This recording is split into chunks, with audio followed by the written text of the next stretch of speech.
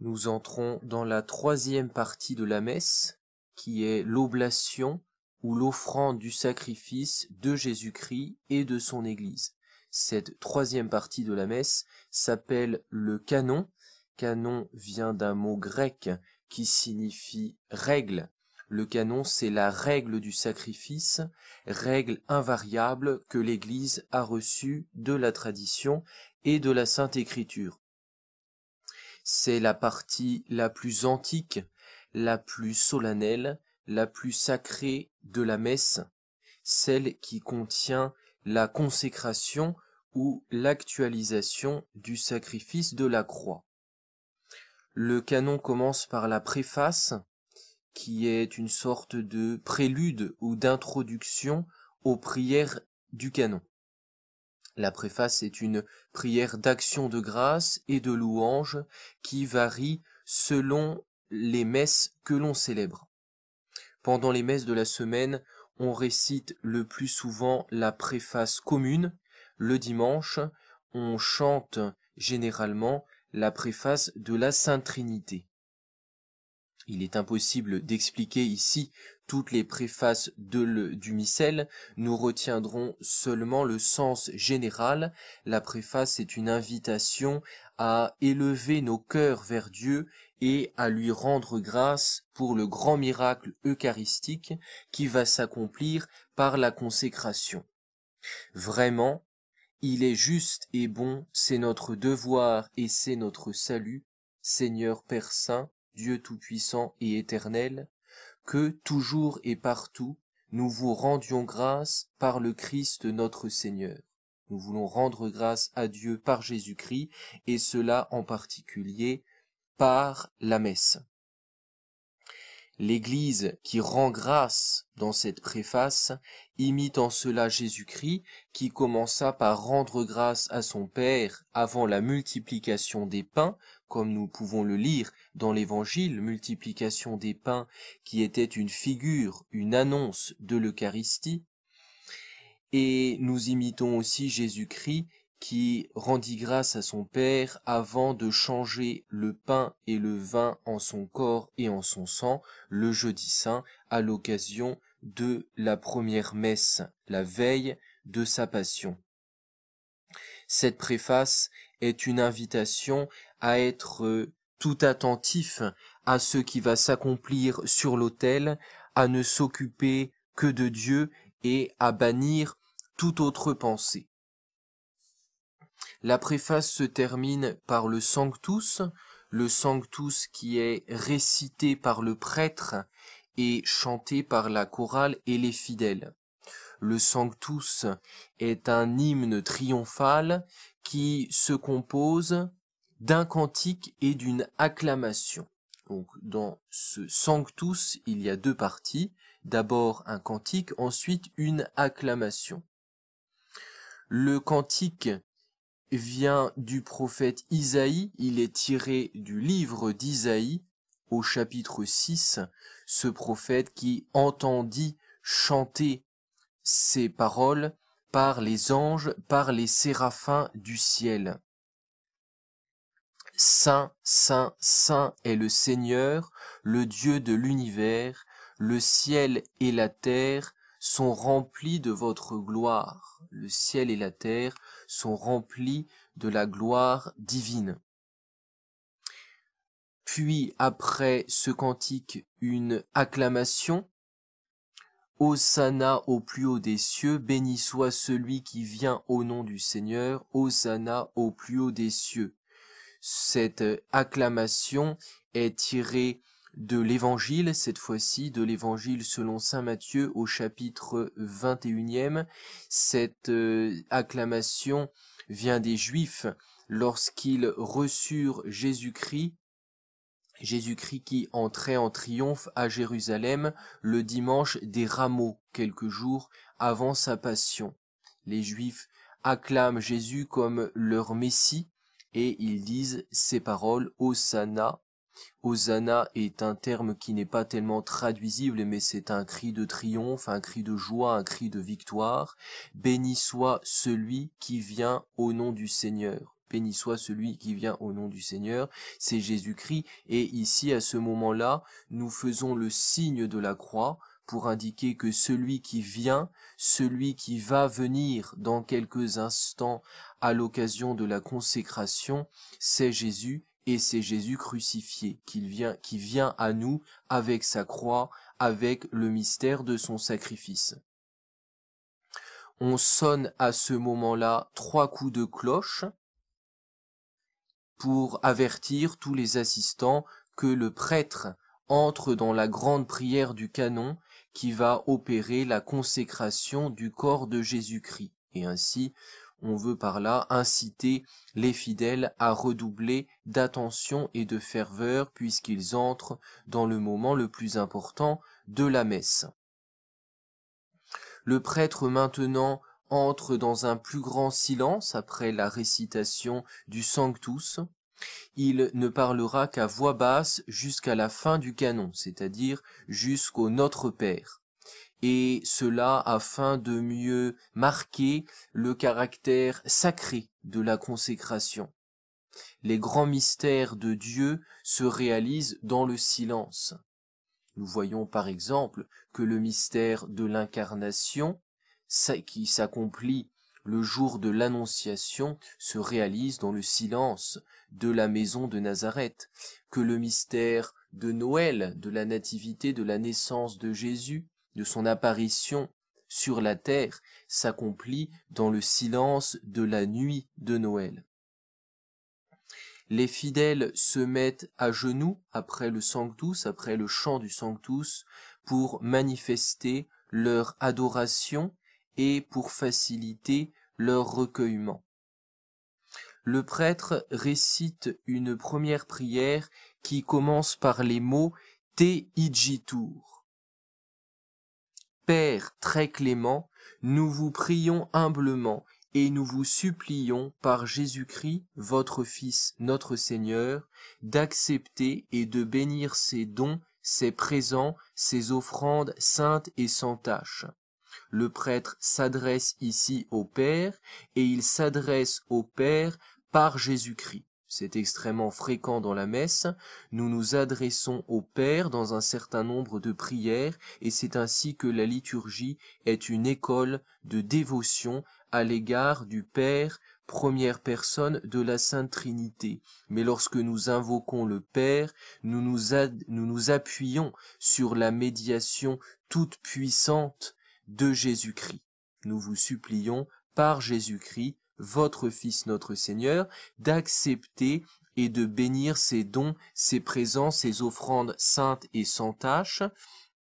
Nous demandons la bénédiction de Dieu sur ces dons et à ce moment-là, le prêtre fait 3 signes de la croix sur les oblats, c'est-à-dire sur le calice et sur l'hostie, qui vont bientôt devenir le corps et le sang de Jésus-Christ.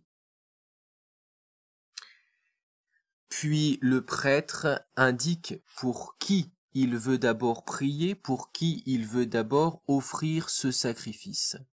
In primis. Nous vous les présentons, ces dons, ces oblats, ces offrandes qui vont devenir le corps et le sang de Jésus-Christ, nous vous les présentons avant tout pour votre sainte Église catholique. La première intention du prêtre, c'est l'Église. Le premier désir du prêtre et des fidèles, c'est le bien de l'Église. Nous vous les présentons avant tout pour votre sainte Église catholique. Daignez lui donner la paix, la protéger, la rassembler dans l'unité et la gouverner par toute la terre. Et aussi, nous vous présentons ce sacrifice, nous vous supplions pour votre serviteur, notre pape, pour notre évêque, l'évêque du lieu, l'évêque du diocèse, et pour tous ceux qui, fidèles à la vraie doctrine, ont la garde de la foi catholique et apostolique, les autres évêques du monde entier. Nous voyons que, après avoir imploré le bon Dieu pour la Sainte Église catholique, nous prions ici spécialement pour l'Église enseignante, pour ceux qui ont la mission de diriger les fidèles vers le ciel. Puis le prêtre prie pour les fidèles. Après avoir prié pour la hiérarchie de l'Église, il prie pour les fidèles dans la prière suivante qui commence par le mot memento. Souvenez-vous, Seigneur, de vos serviteurs et de vos servantes. Et le prêtre mentionne ici intérieurement ceux qui lui sont spécialement recommandés. Et il poursuit en disant, souvenez-vous aussi de tous ceux ici assemblés, dont vous connaissez la foi et la dévotion. Pour eux, nous vous offrons, ou ils vous offrent eux-mêmes, ce sacrifice de louange, pour eux et pour les leurs, pour la rédemption de leur âme, la sécurité et le salut dont ils ont l'espérance. Et ils vous adressent leurs prières à vous, Dieu éternel, vivant et vrai. Le prêtre prie donc non seulement pour tous ceux qui lui sont recommandés, mais encore pour tous les assistants qui ont droit à une bénédiction spéciale, tous les assistants à la messe. Et le prêtre dit qu'il offre le sacrifice pour eux et que eux-mêmes aussi offrent ce sacrifice, ils y participent d'une manière toute particulière. Le prêtre fait ensuite mémoire des saints. Après s'être uni à l'Église de la terre dans les prières qui précèdent, il s'unit à l'Église du ciel. Et il dit, unis dans une même communion, nous voulons vénérer en premier lieu la mémoire de la glorieuse Marie toujours vierge, mère de notre Dieu et Seigneur Jésus-Christ. Après avoir indiqué nos intentions de prière, nous nous unissons au sein du ciel et nous commençons par nous unir à la Vierge Marie qui nous a donné Jésus-Christ, qui nous a donné le corps du Christ, qui nous a donc donné l'Eucharistie. Puis, après cette invocation à la Vierge Marie, nous invoquons Saint Joseph, époux de la Vierge Marie, et Père nourricier protecteur de Jésus-Christ. Après l'invocation à Saint Joseph, l'invocation aux apôtres, les apôtres qui sont les colonnes de l'Église et qui sont aussi les premiers prêtres, c'est-à-dire les premiers à avoir consacré le corps et le sang du Christ. Après les apôtres viennent 12 autres martyrs, les 5 premiers sont papes. Ces 12 martyrs sont de vive image de Jésus crucifié, dont nous allons renouveler le mystère dans quelques instants. Et l'Église a grande confiance dans la médiation des saints, dans la médiation, l'intercession de la Vierge Marie, de Saint Joseph, des apôtres et de tous les saints. C'est pourquoi nous terminons cette prière en disant « Accordez-nous, par les mérites de ces saints, et par leur prière, d'être toujours et partout munis du secours de votre protection, par le même Jésus-Christ notre Seigneur. » Et nous terminons toujours en recourant à la médiation parfaite de notre Seigneur Jésus-Christ. Après cela, le prêtre étend les 2 mains sur le calice. Et à ce moment-là, le servant de messe sonne un coup de cloche pour indiquer que nous sommes très près, très proches de la consécration. Le fait de poser les mains sur le calice est une cérémonie très ancienne qui est en rapport avec l'Ancien Testament, comme on peut le lire au livre de l'Exode, chapitre 29e, verset 10, et au livre du Lévitique, chapitre 1er, verset 4. Ce geste dans l'Ancien Testament, on le faisait sur les victimes qui allaient être immolées, qui allaient être offertes en sacrifice pour le péché. Et en posant ses mains sur la victime, celui qui offrait le sacrifice témoignait à Dieu que cette victime était substituée, elle le remplaçait, elle était là à sa place pour souffrir la mort qu'il avait lui-même méritée par ses péchés. Et ainsi le prêtre qui, à la messe, pose les mains sur les oblats, sur le calice et sur l'hostie, qui vont devenir le corps et le sang de Jésus-Christ, le prêtre indique par ce geste que Jésus-Christ porte nos péchés. Il est l'agneau de Dieu qui porte nos péchés, il est notre victime. Et ces péchés, il les a expiés sur la croix et il va maintenant nous communiquer son pardon par la messe. Voilà le sens de ce geste. Et en faisant ce geste, le prêtre récite une prière qui commence par les mots « Hanc igitur ». Voici donc l'offrande que nous vous présentons, nous, vos serviteurs, et votre famille tout entière. Cette offrande que nous vous présentons, c'est le pain et le vin qui vont devenir le corps et le sang du Christ. Cette offrande, c'est d'abord le prêtre qui la présente, et c'est aussi tous les assistants et la famille de Dieu tout entière, à savoir l'Église catholique. Nous vous supplions d'accepter cette offrande avec bienveillance, parce que si Jésus-Christ dans son sacrifice est toujours agréable au Père, bien entendu, il faut aussi que ceux qui offrent ce sacrifice, à savoir le prêtre et l'Église, plaisent à Dieu par la pureté de leur cœur et de leurs intentions. Nous vous supplions d'accepter cette offrande avec bienveillance, de disposer nos jours dans la paix. Et ici, nous indiquons les fruits que nous attendons de ce sacrifice. Premier fruit, nous demandons la paix sur la terre, la paix dans nos cœurs ici-bas.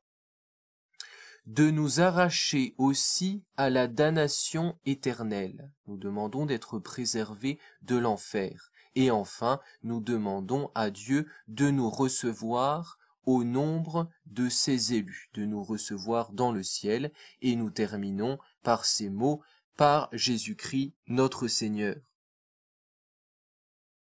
La prière suivante, qui commence par les mots « Quam oblationem », exprime l'intention de l'Église dans la consécration.